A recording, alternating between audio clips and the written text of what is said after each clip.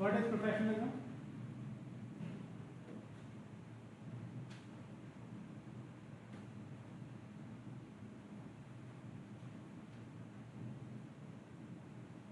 See, when I ask you to search something, only half of, maybe less than half of you are doing, right?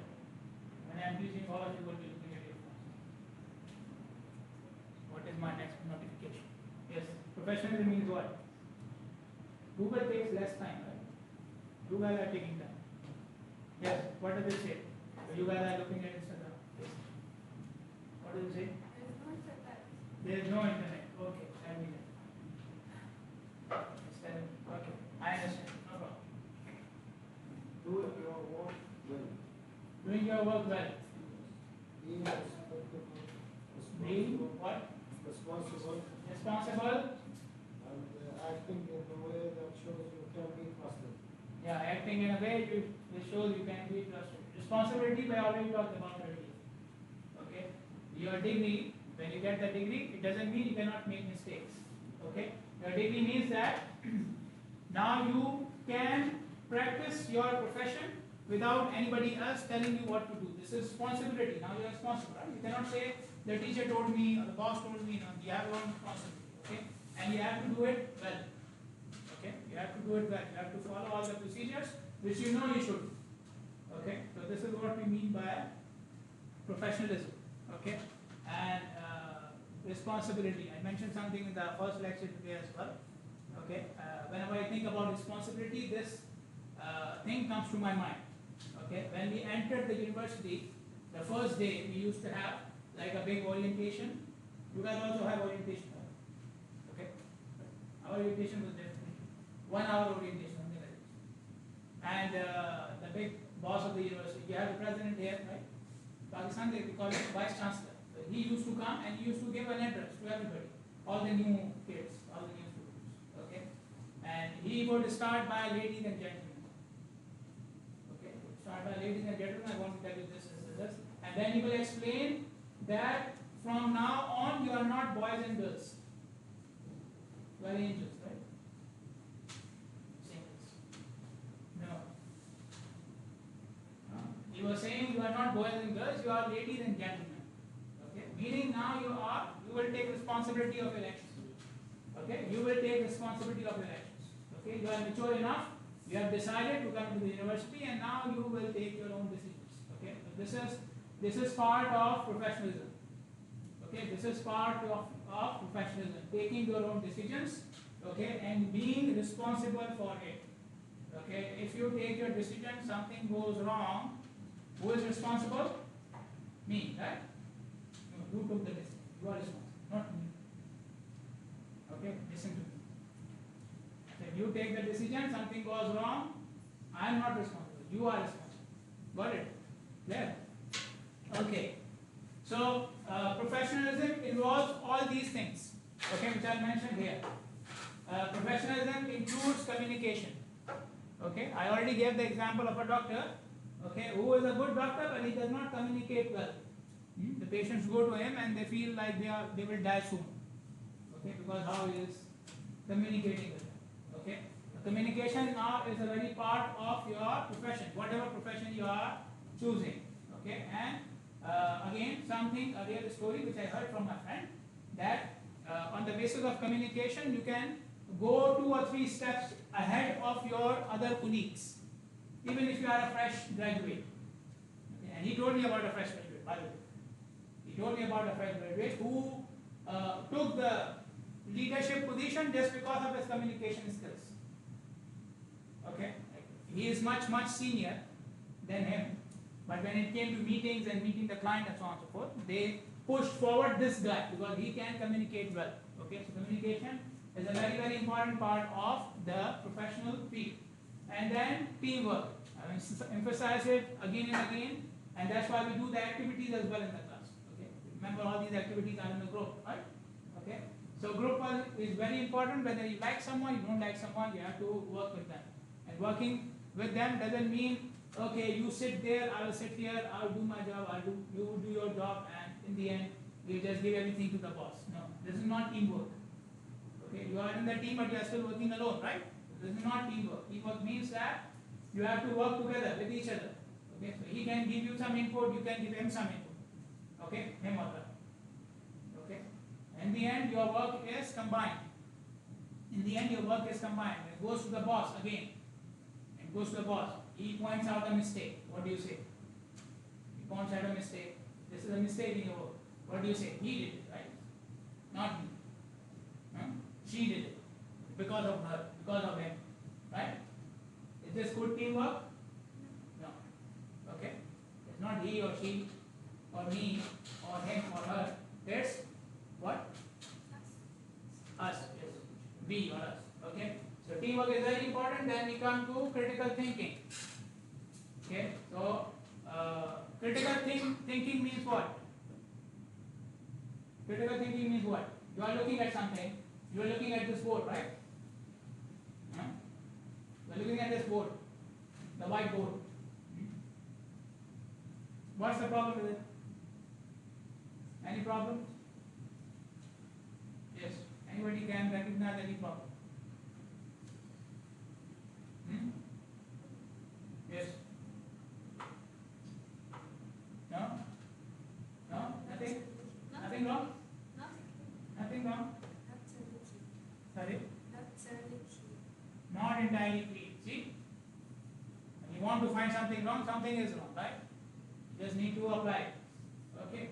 Something is always wrong. Something is always wrong. Okay? Just have to apply it. Critical thinking means that you look at the things on the, yes, I gave the question, what is wrong?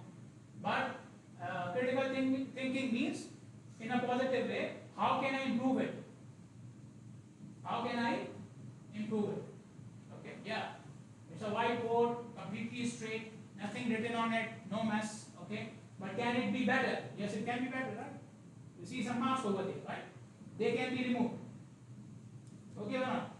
Okay. Critical thinking means looking at things and thinking about further improvements. Okay, further improvements. Okay, this is a positive definition of critical thinking. Okay, and the negative definition is what I asked you. What is the problem with it? This is the negative way of looking at it. This is how usually people look at things, especially bosses and clients. This is how they look at it. Okay, but you should start doing it from your end. Okay, this is my design. Before I go to the boss or before I go to the client, I should see it one more time on how it can be improved. Clear? Okay, because they may not give you the chance. You should give yourself a chance. Okay, then we have ethics, and then these two are connected, ethics and humanness. Okay, ethics and humanness.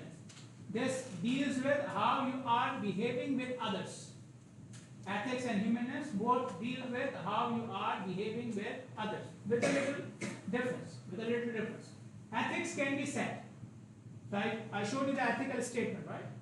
Ethical statement. Okay. So we have submitted different assignments, right? Okay. So in some of the assignments, they may have given you a limit of similarity, plagiarism, 20%, 25%. This is allowed. If your similarity is in this range, this is allowed. Okay. This is what? This is ethics. I can set a limit. Okay. So ethics can be set. Okay. You should come in the class at this time. If you come after this much time, I will not be absent or half absent or something like this. Okay. So ethics can be set. You can mark them objectively. You can put some numbers. You can put some limits. Okay. Clear? Okay. So how many times a person can be late in the office? After that, you will start deducting the salary. This is ethics. Okay. Or if you are giving a drawing to me, a design to me, you have to sign it and you have to stamp it. This is part of ethics. Clear? Okay. And you should put the correct date on it. This is part of ethics. Okay. Or this is part of ethics. Okay. So I can give you points about ethics. Do this, do this, do this, do this, and don't do this, don't do this, don't do this. This is all part of ethics. Okay. Humanness is you understand the limitation of the people and you have to make adjustments. Okay. So ethics are set according to human capabilities. Okay. What actually can happen. Going back to the example of plagiarism. Okay. or similarity. Okay, now you are writing your name. Okay, you prepare a cover page, right? When you submit the assignment, you prepare a cover page. Okay, the title of the assignment is same for everybody, right? Okay, the title of the assignment is same for everybody. Everybody is writing on the same topic, right? Okay, the course name is same. Okay, and so many other things can be same. So that's why we have the limit. Why don't we say similarity should be 0%? This cannot be, right? Humanly, it's not possible to have 0% similarity and still write on the same topic. I cannot do it. Okay? So ethics are set according to human capacities.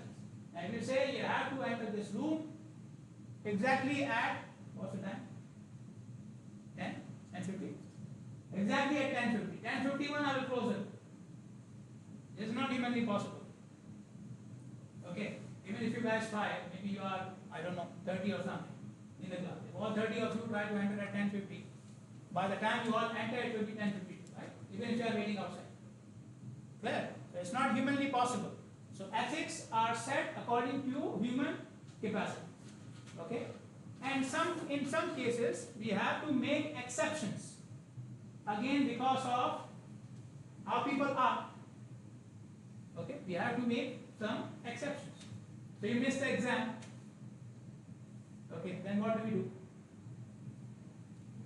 Why are you from the university? Right? Go home. No other exam, right? What happens? You miss the exam, what happens? Huh? Yes? Go to doctor or take sick leave. Very honest. Miss the exam, now I go to the doctor. Yeah. And then what happens? Yes, tell me. You give me the excuse and then what will I do? Rearrange it. Okay? By the way, this is not part of the ethics. This is not part of the university regulation. You don't have to rearrange it, and I don't rearrange it. I don't rearrange it. I don't rearrange the exams. Okay? I take it from something else. Keep it in mind. Okay? So, this rearrangement and accepting the excuse is part of women. Okay? The regulation says everybody should be present in the hall of the exam from this time to this time. Okay? A student comes and he says, during the exam, I am not feeling well. Okay? It has happened. It has happened. Okay? That he or she says, I am not feeling well. If I say now, I will faint. Okay? So, let me go outside. Okay? Get some fresh air and come back. Okay? So, if you feel it's then when it's valid, it can happen. Okay? That doesn't mean everybody starts asking for it. Okay? I will bring a doctor, another one. We'll check it. Okay? But that can happen. But that student missed 10-15 minutes. Right? Now what the regulation says, go there. I'll keep on hitting you. Okay? The regulation says what? You enter the exam within the first half hour and you have to leave in this much time. Okay? This is the end of the exam. At this time, hand over the copy and go. Okay? Somebody was sitting here and he was thinking, oh, this question, I don't know it. Maybe if I think too much, Allah will bring something in my mind. Okay? If I do my dhikr and everything. People do this, right? I see it in the copy. Okay, the page is empty and something. Okay. So these are the regulations, right? The ethics says finish at this time, hand me the copy and go. That student who was thinking for half an hour, okay, he cannot claim that let me continue more for half an hour, because for half an hour I was not doing anything. Yes, you were not doing anything because of your own fault, right? You should have done something. But that student which had a medical excuse, okay, he or she was not feeling well, and I let them go outside, okay, and now they came back. Or maybe they were just sitting on the seat, and I had to call a doctor. It happened last semester. I had to call a doctor or someone from the medical sector. They came, they checked him or her, they gave him something to eat, tablet maybe. Now he or she is feeling well, but for 15-20 minutes he or she was not able to do anything. Okay, so that student, for that student, I can make an excuse, right? That, yeah, he was not or she was not doing anything and she had a medical problem. Okay, so ethics are set according to human capacity. Okay, humanly this much is possible. But as humans, we also face extraordinary circumstances. Okay, getting ill on the day of the exam, or getting ill inside the examination hall. Okay, or having an accident on the day of the exam. Okay, or having an accident when you have a meeting with a client. Okay, this is all humanly possible. Then we make exceptions. You have to make exceptions. So that's why I said these two things are interrelated. When you are setting the ethical statements, okay, you have to keep in mind, is it humanly possible to follow them? Okay, and then you say yes, this is possible. Okay, if it is not possible, it should not be part of the ethical statements. Okay, once you are satisfied, okay, all of them in normal situations, everybody can do this. In normal situations, everybody can do this. Okay, then you come to exceptional cases. Then you have to look at it case by case.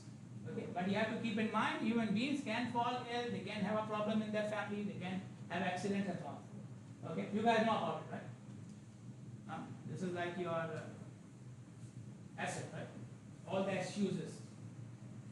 The first day you enter the university, you know all the excuses, what can happen and what can't be. Right? Anyways. Okay. So what is a profession? Okay, so it's a working definition. Working definition means something which you can accept. Okay, it's a specialized field of work which requires advanced education, training, and skills. Something which I mentioned in the first slide of this course. Okay, that the profession requires advanced education. The education also includes training, and it should enhance your skills as well. Okay. Now, what is the definition? Oh, sorry. What is the difference between knowledge and skills? Anyone? What is the difference between knowledge and skills? Yes.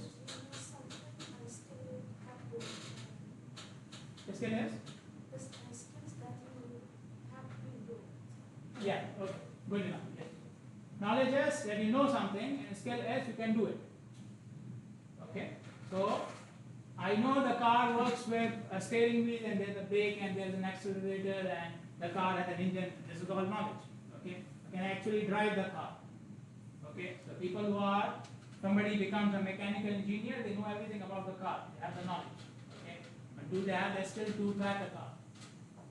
Okay, so as civil engineers, for example, you will learn about concrete and steel and so on and so forth. Okay, but if I ask any one of you after you graduate. Okay, I've asked any one of you, now go to the field and you start tying the steel bars. Okay, or you start mixing, they will let you do it. Or something like this. You start putting the formwork in place. Okay, or start driving the crane. Okay, you know how the crane works. You know why we are using the crane. Okay, you know what we try to achieve from the crane. You have the knowledge, but then you use it. You don't. Okay, so this is the difference between skill and knowledge. So education includes knowledge, okay, and skill both, and training focuses on skill most of the times. Okay, so these are some of the examples. Okay, we have gone through all of them. They put us there as well, which is a good thing. We are also professional. Okay, yeah. So every profession have their own standards of practice. Okay, the standards which they have to follow when they are working in their profession. Okay, so they are called as the standards of practice. So as a doctor, I already mentioned a couple of examples. As a doctor, if I give you the medicine, I have to sign it, stamp it. Okay, this is standard practice. Okay, as an engineer, if I make a design, I have to sign it and if possible stamp it and so on. Okay, they have their own ethical guidelines. Okay, they have their own licensing certification. Okay, requirements to prove that you are competent and professionalism of practitioners. Okay, so something which I mentioned earlier, these standards practice and ethical guidelines already mentioned. Licensing and certification I mentioned in the last topic or the one before that. Okay, that to prove that you are a professional and you have the knowledge and the skill of this field. Okay, you cannot just say, yeah, I know how to do this and I know how to do this. Okay, I know how to use this software and that software. Saying is not enough. Okay, you have to provide the necessary license or the certification for it. Okay, there are, for engineering, there are certifications or licenses which you will need or which you will get for different countries. Okay, for example, in Bahrain we have the professional licensing body which they call it CRPEP. I forgot the full name. Don't ask me for it. Take themselves. You will need it. Okay. So that body gives you the license of being an engineer in Kingdom of Bahrain. Okay. Saudis have their own. Okay. Pakistan has their own. Okay. US has their own. Okay. So every country has a license. Now you got the degree, right? You have the degree. So now you can see even the degree is not enough. It should include everything. Okay, your skill and education and training and everything, right? It should include everything. Okay, but when you go for work, they will ask you for extra license and extra certifications. And in some cases, these licenses and certifications are very important, very necessary. Okay, for example, the CRPEP I mentioned and the others which I mentioned, okay, they are very important for the companies. Okay, you are not recognized as a working engineer in that company if you don't have that license. The company may still hire you. They may still use you for design and site work and everything. Okay? But in the profile of the company, you are not an engineer. You are just an employee. Okay? So that certification gives you the additional status of a working professional. Okay? Of a working professional. Okay? And then there are other licenses and certifications which are related to more skills. Okay? Or more knowledge. Okay?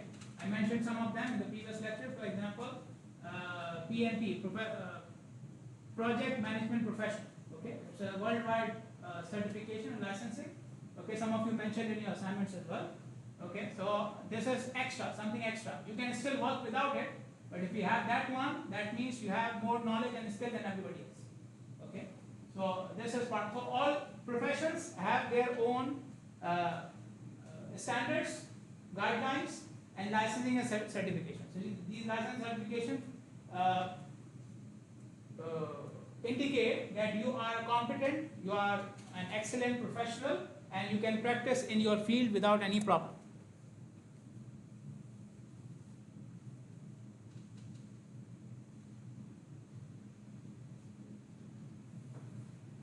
Something is missing, right? Okay. A professional is also prepared to is also prepared to apply his or her knowledge and exercise whatever skills they have. Okay.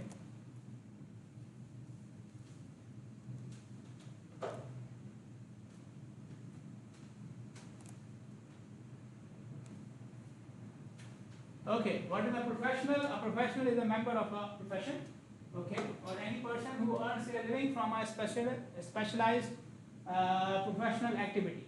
Okay, so either you are a member, okay, both of them are same, obviously. Okay, so member meaning now you are recognized as a working professional. So this is when you have the extra certification or licensing of working in that field. Okay, so if you don't have that, so you just graduated, you are a fresh graduate, you don't have any other license or certification. Okay, so you will not fulfill the first part of the definition. You are not a member yet. You are not recognized as a member yet, but you are hired by a company. That company gives you salary because of your profession, right? So you are in the other part. You are taking part in the professional activity, okay, and you are earning through that, okay, but you are still not considered as a member. Okay, so membership is when the authority in that field recognizes you. They give you a license or a certificate that this person is now a professional engineer. They call it a professional engineer, okay, or a practicing engineer. Okay, so there is something which we call as a graduated engineer. So when you graduate, you will be in the second category. You will go for a job on the basis of your degree. Okay, but you may still not be considered as part of the professional engineering body until you get the license or the certification from them. Okay. A professional must have a specialized knowledge and skills about that field, obviously. It belongs to and accepts the standards of the society. Okay, a professional belongs to a specific part of the society, and any standard which is applied to that part of the society, they accept it. Okay, a very good example is for the doctors, right? Something goes wrong in the room, okay, and there's a doctor there, right? Who will take the responsibility of looking at that guy or that girl? Okay, the doctor, right? Because he has the knowledge and this. Okay, so this is the standard of the society. Okay, that a doctor should be looking into these things. Okay, same thing goes for the engineer as well. If the engineer is on the site and something is going wrong, he has to take the responsibility, right? And you are providing a design for the client. Okay, what is the standard? That this design will be safe, right? Okay, so this is all part of standard practice, and this is what the society is expecting from you. Okay, and something which we have mentioned earlier as well, a professional works for betterment or improvement of the society.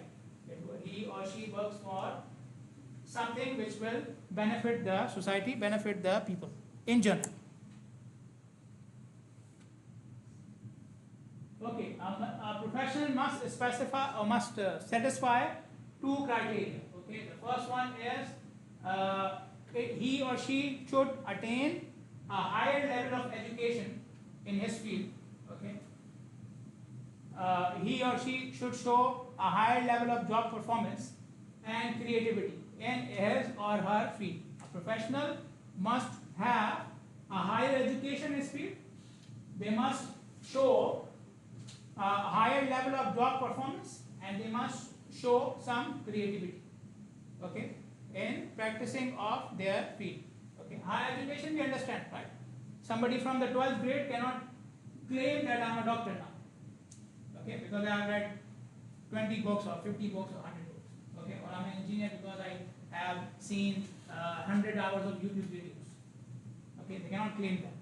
They may know many things, but still to officially become a professional, they must have the degree, right? They must have the higher education. Then what it should transpire into when you have the higher education, it should show in your job, right? That this guy is an educated guy, he's a mature guy, or this girl is educated or mature girl, the thing which I started with. Now you are not boys and girls, you are ladies and gentlemen. Gentlemen, you are not no longer kids. Okay? Your parents may still think that, obviously.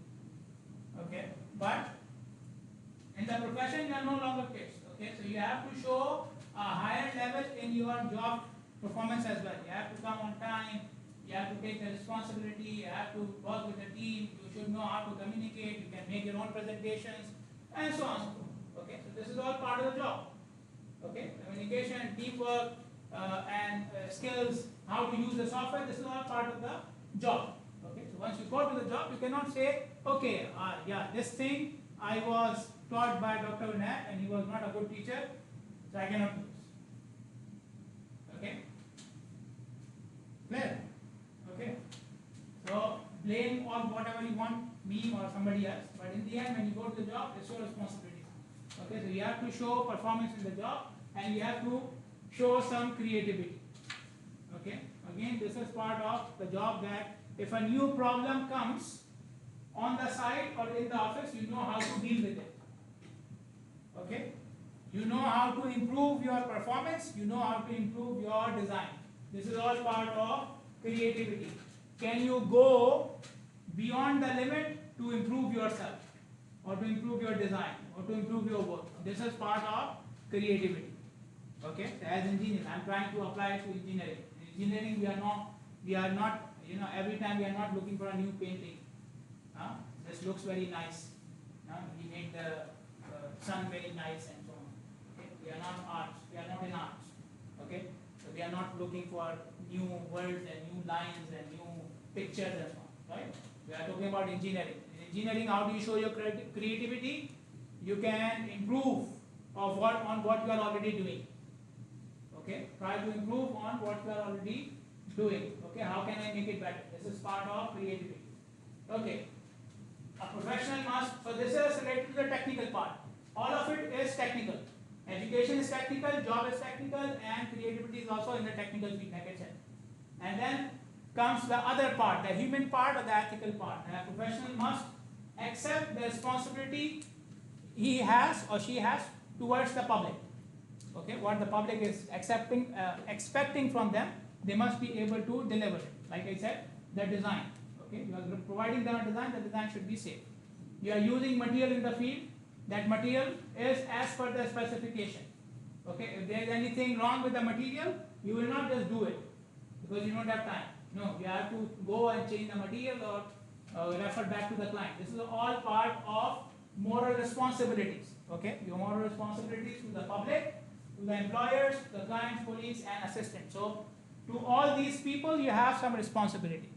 To all these people, you have the responsibility. Your employer, okay, I'll come back to it. Your employer is giving you money, right? Is paying you. Okay, he's paying you to do something, right? Okay, are you giving your 100% time in doing that thing? This is your responsibility. Okay, you are taking salary for something. You have to fulfill that task. Clear?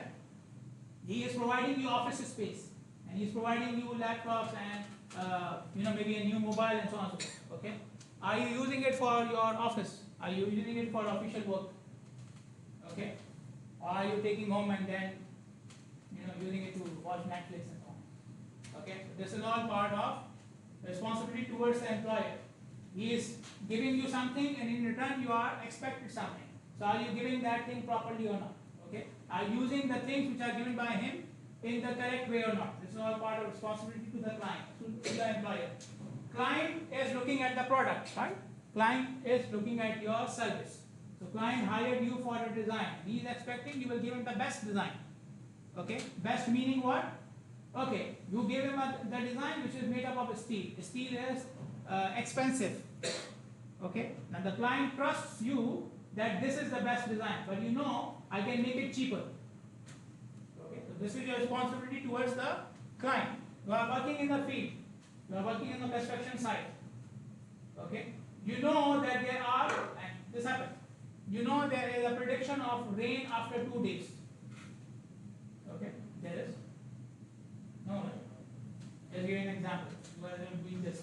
That's what there is. Let's say, okay, for example, there is a prediction of rain after 2 days. When the rain comes, or when the rain happens, the concreting will not be done, or concreting should not be done because the water content will change. Okay, so normally they don't do it. If there is prediction of rain, they don't do it. Okay, so if you do it, then your water ratio for concrete may change because of the extra water which is coming. Okay, and you will damage the structure. You will damage the concreting will still happen. It will finish. So your job is finished, but you are not fulfilling your responsibility towards the client, which is to give him a structure which is as per the design, as per the specification. Okay, so this is your responsibility towards the client. What is your responsibility towards the colleagues? Now they mentioned colleagues and assistants, right? Colleagues and assistants. Okay, what is the difference between them? Both of them are working with you, right? Both of them are working with you. What is the difference between this and this? This guy and this guy? One is your colleague, but the other one is your assistant. Work with you and help you. Work with you and help you. Okay, so he is working under you. Colleague is who is at the same level as you. So you are an engineer, he is also an engineer. Okay. This assistant could be a draftsman. Okay, or a labor supervisor, something like this. Okay, so something who is below you in the job category. Okay, so you have the responsibilities towards them as well. Okay, for example, one of them falls ill. Okay, and there is work on the site. Okay, now you can just leave it. It's his responsibility. He did not come or she did not come. If the boss fires, he will fire him or her. It's not my job. It's not my problem. Okay, so then you are not fulfilling the responsibility. You knew he is ill and he is genuinely ill. Okay, and you have to help him. You have to support him in doing his or her work. This is part of your ethical standards. Okay, this is what is expected from you.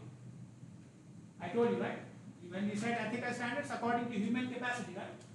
It's not humanly possible that everybody comes on the office or on the site all days of the week. Okay, and they are never late and never absent. It's not possible. Okay, so it's your responsibility towards them that you help them whenever they need your help. Okay. Another way of helping them is maybe you are doing something new which they don't know. Okay, so they can do everything else, but in this part they are weak. Okay, so they may need some extra teaching from you, some extra mentoring from you. Okay, so you again, as part of the job, then you try to help out your other colleagues and assistants as well, wherever they are weak. Okay, they cannot use this software, you try to help them out. Okay, and other thing which I mentioned under one of the previous topics, that you have to fulfill your job honestly, meaning you will, okay, I don't like this person, but he is working with me. Okay, just because I don't like him, I will not cancel all his proposals. Okay, just because I don't like him, I will not cancel all his leave applications. Okay, I have to look at it genuinely. I have to look at it or the application or the person genuinely. Okay, without my biases. Okay, so this means you are looking at everybody without any biases. Okay, so your responsibility towards the people who are working with you is to help them wherever they are weak, help them and try to support them wherever they are lagging behind because of any illness or any other issue. Okay, and when they interact with you in terms of job, you interact with them without any biases, without any judgment. Okay, this is good, this person is not good, so whatever he's saying is good. This person is bad, so whatever he's saying is bad. Not like this. Okay, so you have to look at it genuinely. Okay, then what is professionalism? Oh, we are done. Okay.